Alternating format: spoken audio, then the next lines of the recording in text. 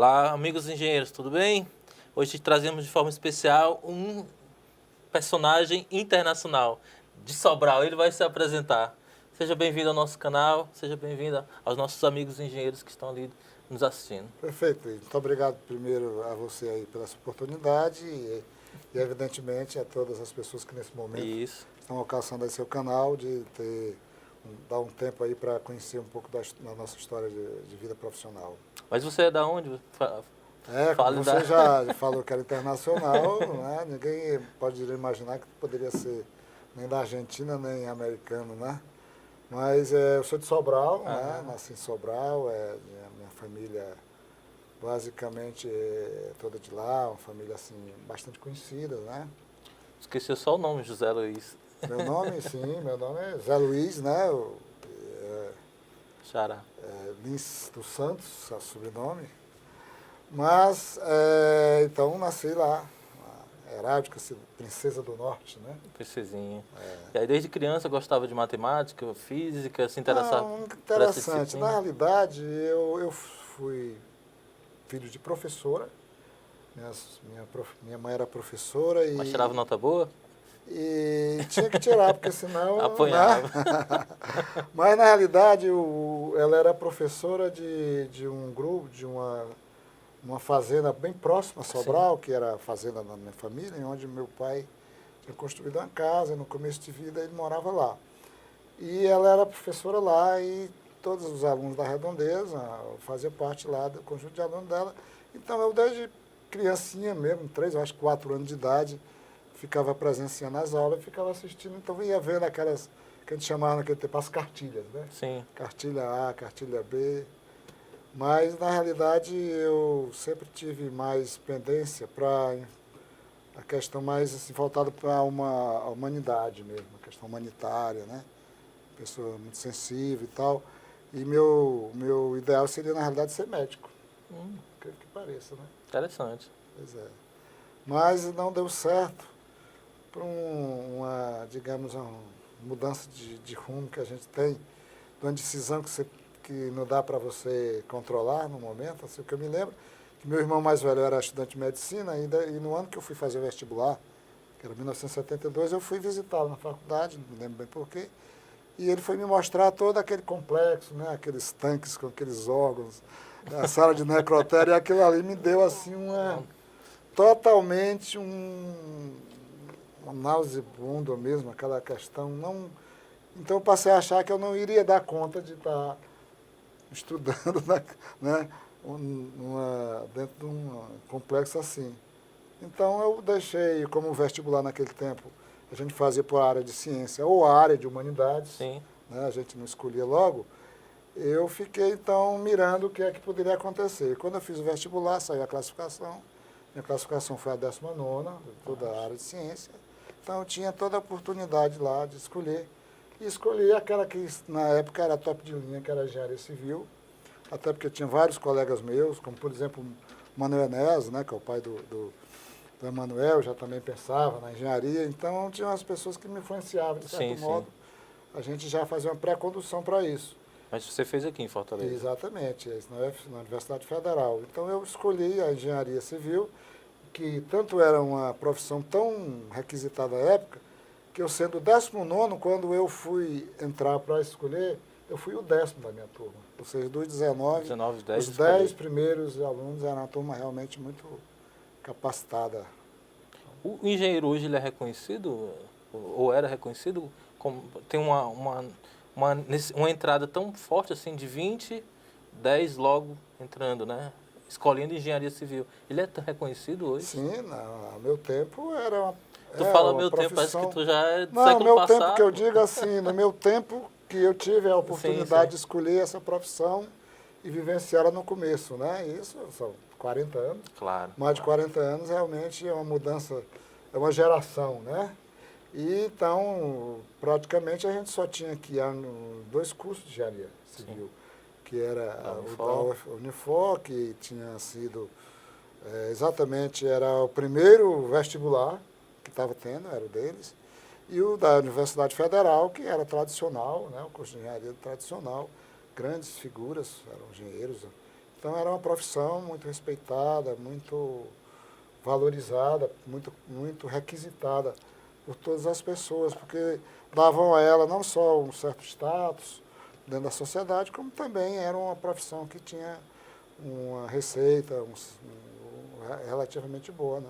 Recordas nesse período se as grandes obras de engenharia, Itaipu, Ponte Rio-Niterói, outras já tinham sido... Sim, Foi nesse período? foi nesse período, exatamente, a época aí dos grandes investimentos em infraestrutura do país, né, no tempo do regime militar, e a gente tinha a oportunidade de conhecer, porque eles, evidentemente, para se melhorar um pouco a imagem diante da sociedade, eles faziam programas voltados para os estudantes. Existia, no caso, um programa do governo, do Ministério do Transporte, chamado Operação Mauá, Sim. que promovia visitas dentro da região para esses investimentos que o governo fazia, e também não só do que o governo fazia, mas também da iniciativa privada.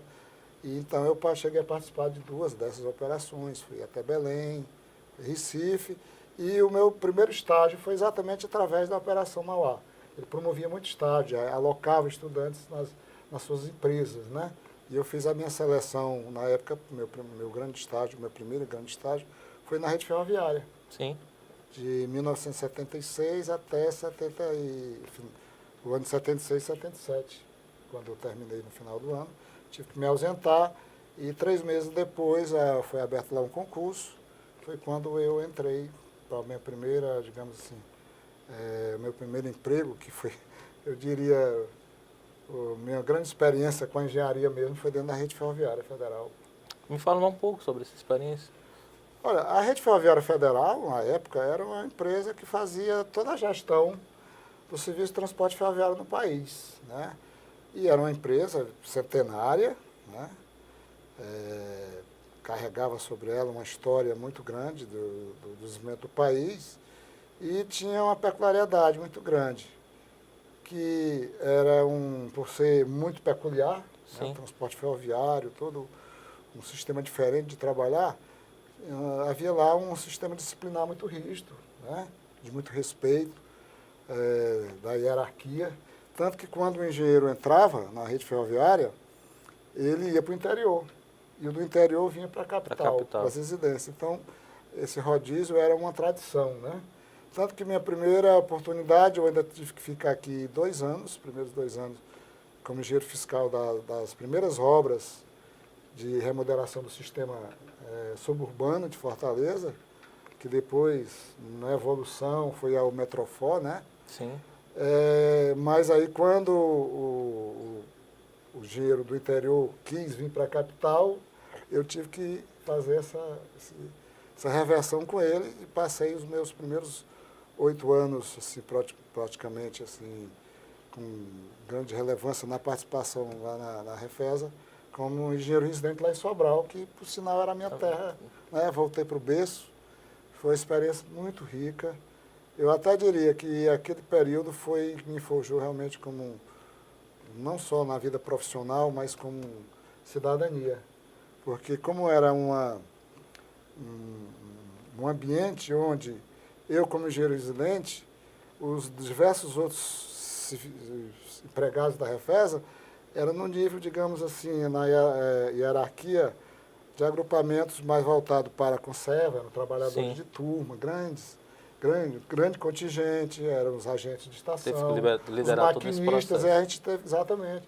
E eu muito novo, né, com 25 anos, né, que cheguei por lá, tive que enfrentar realmente um sistema de gestão bastante provocativo, né? Sim. E isso me sublimou, mas ao mesmo tempo me deu a oportunidade de eu praticar aquilo que eu falei, né? Aquele meu espírito humanitário, assim, de atenção às pessoas, porque eu tive a oportunidade de criar dentro do ambiente lá, da residência, com eles, muitos programas de envolvimento, né?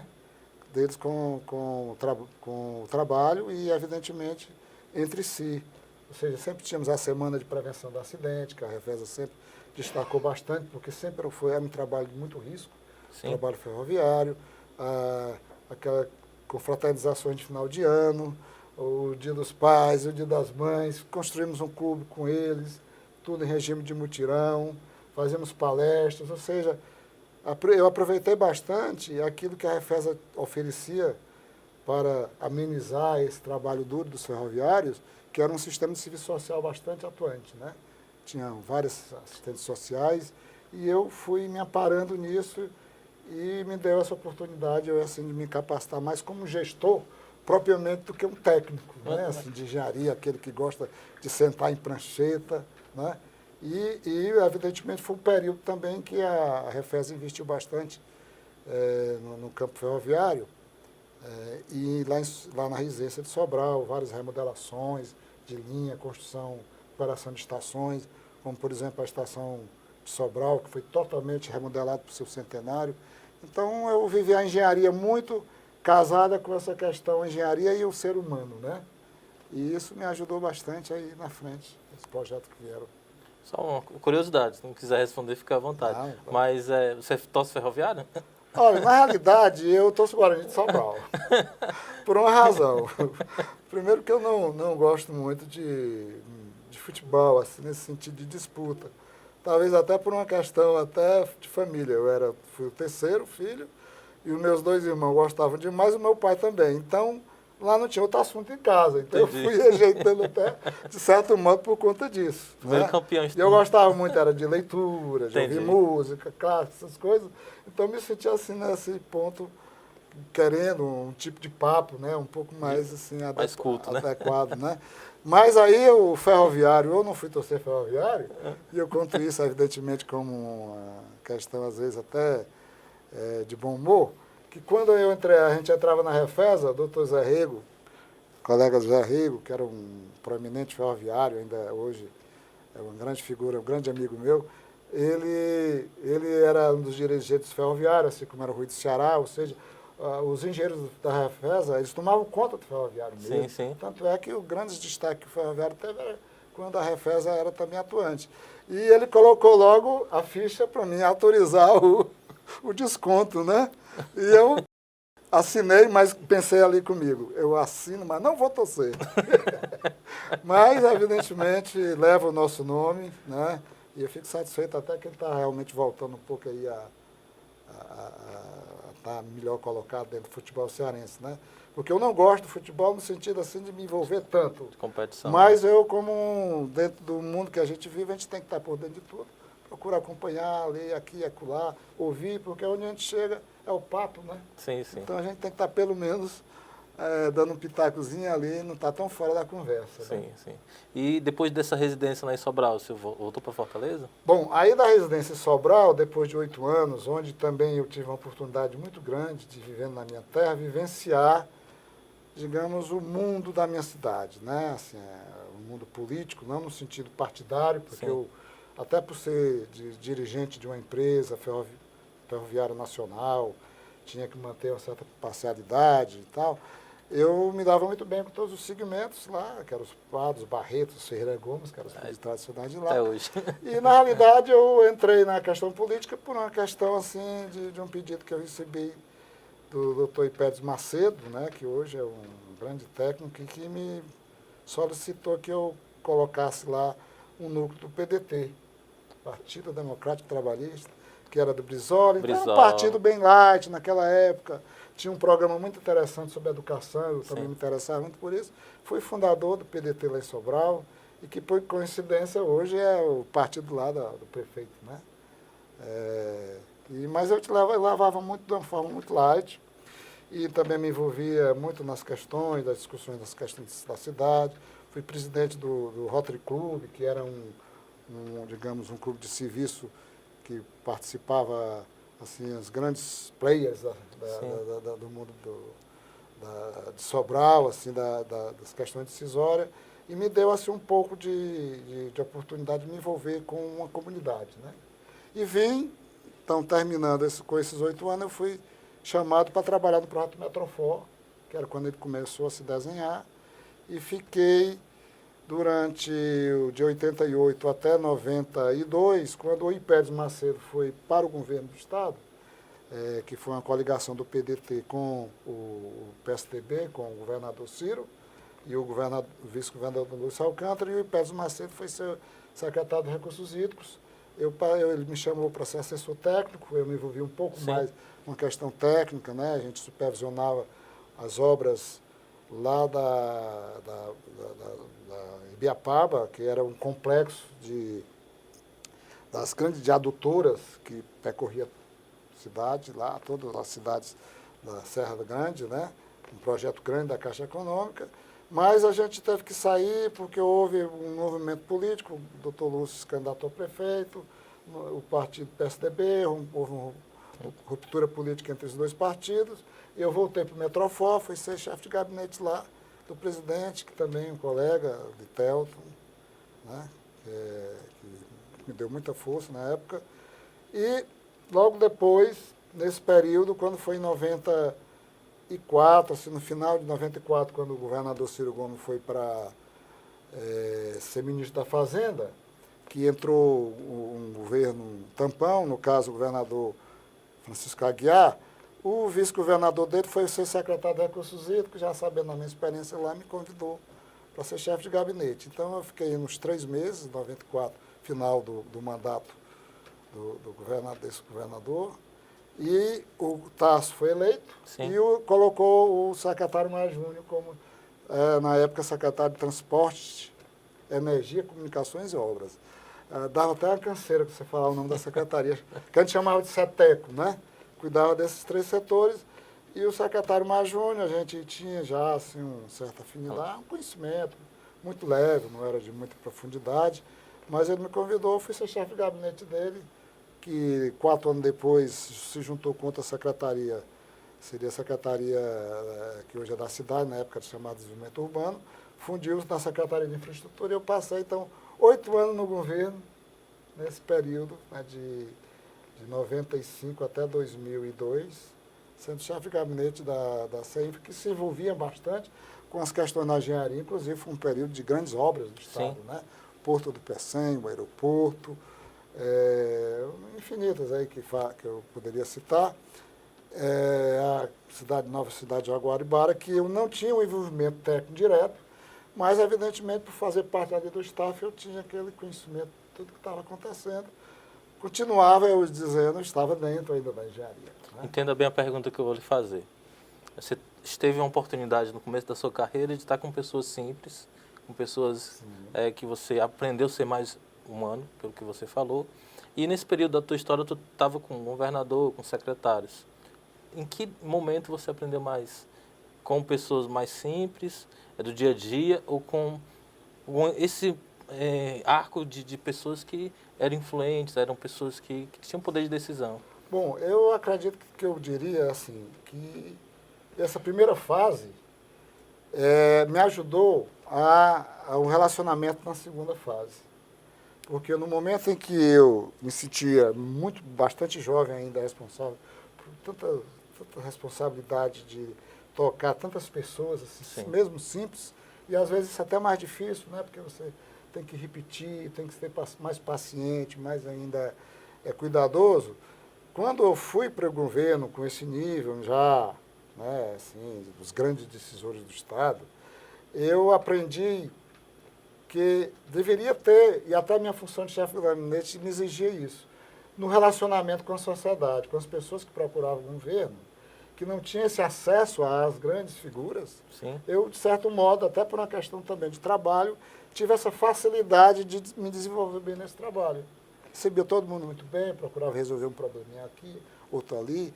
Não era o meu papel decidir nem resolver absolutamente assim nada. Mas na questão relativa, sim.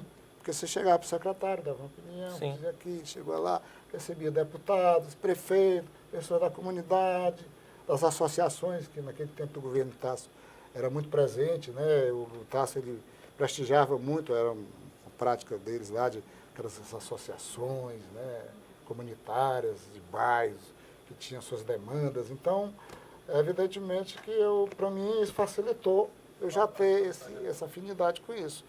Mas aprendi, evidentemente, com essas grandes figuras, como me capacitar nos voos que fossem que eu pudesse alçar mais adiante, né? Como realmente foi acontecendo, né?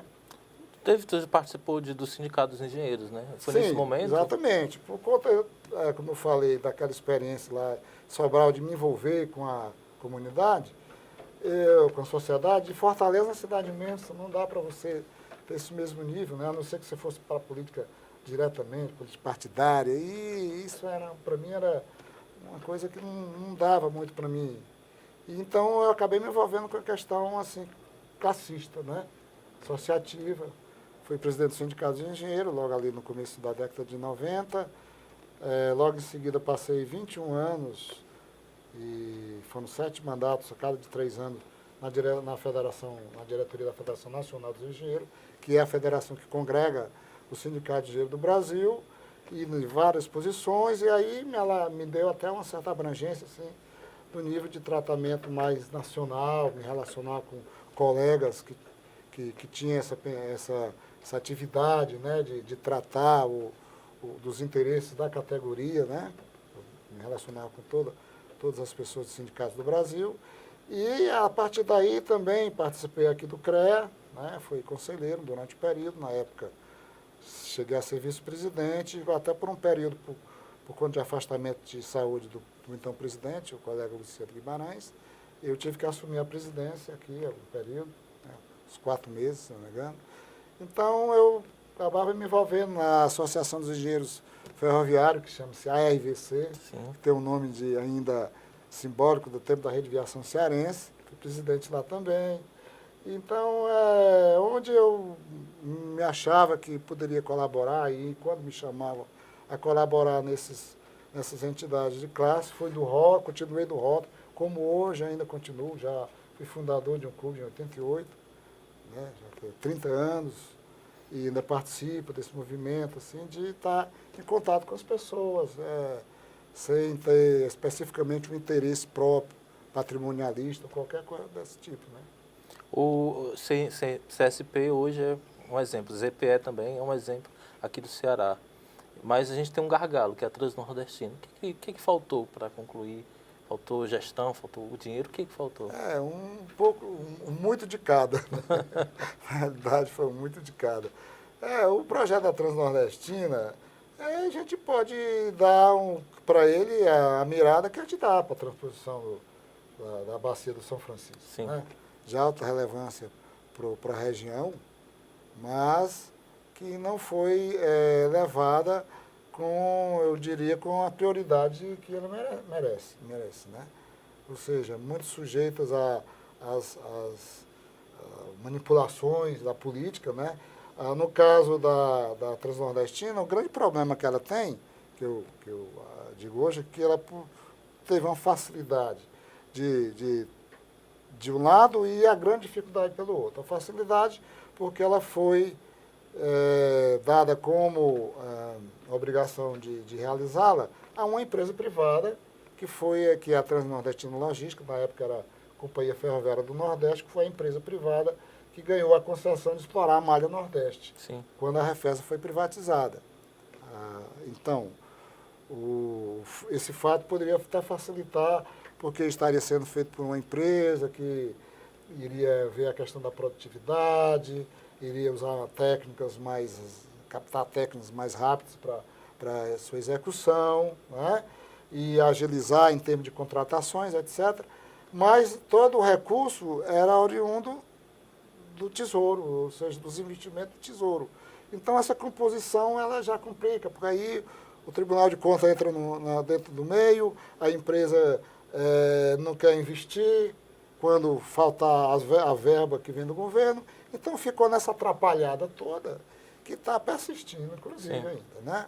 Ou seja, eu acredito que se ela tivesse feito realmente dentro de um sistema público, né, mais garantido, no sentido de preservar a seriedade, se bem que hoje, pelo que a gente já viu que aconteceu no país, né, nesses anos aí dos governos passados, todo esse escândalo de corrupção, talvez tivesse sido até pior também nesse ponto de vista, porque o recurso iria talvez ser desviado, né, de uma forma muito mais contundente Sim. e tivesse mais atrasado ainda, ou seja, corria realmente esse risco. Então, a Transnordestina, ela tem essa dificuldade, né? É um projeto muito audacioso, né? Que foi aqui para a nossa região e que não teve, infelizmente, um olhar do governo assim, mais apropriado.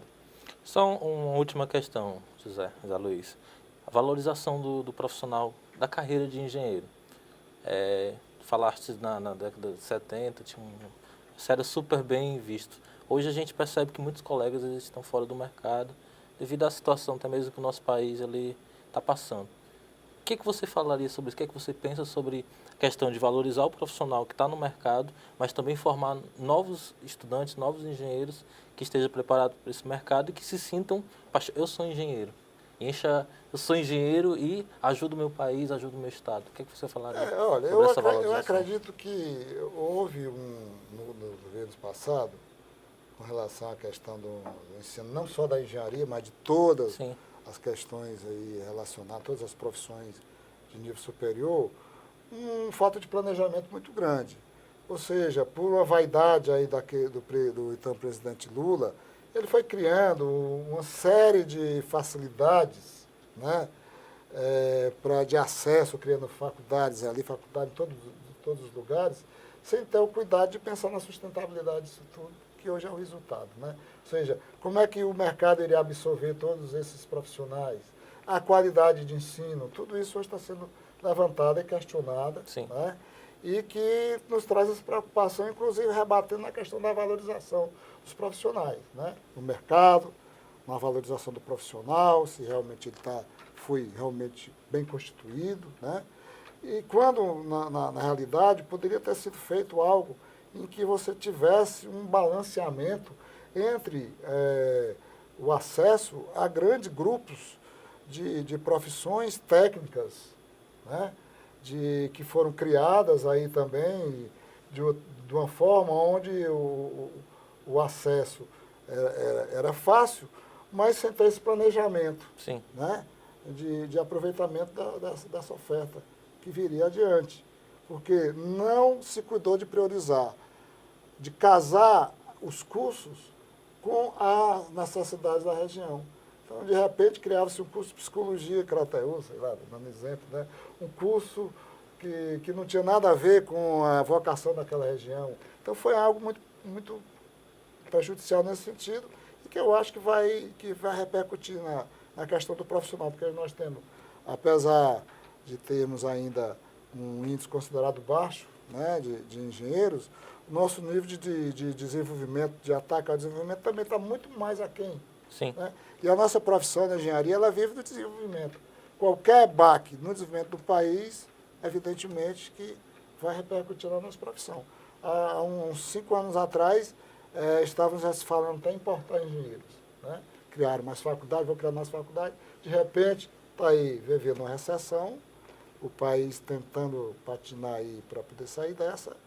E no final, o que você vê, essa questão da valorização é isso. A sociedade não criou esse vínculo conosco, né, da nossa importância, que eu acho que o grande trabalho, a grande tarefa da gente, inclusive no CREA e no próprio sindicato, é tentar mostrar à sociedade o valor da profissão. Sim. Conhecer o que é que a profissão faz de benefício para o país, para a partir daí ela verificar que aqueles operadores que realizam essa profissão, que têm essa importância para o país, devem realmente ser valorizados. É mais difícil coordenar pessoas ou resolver um problema de engenharia, para a gente terminar?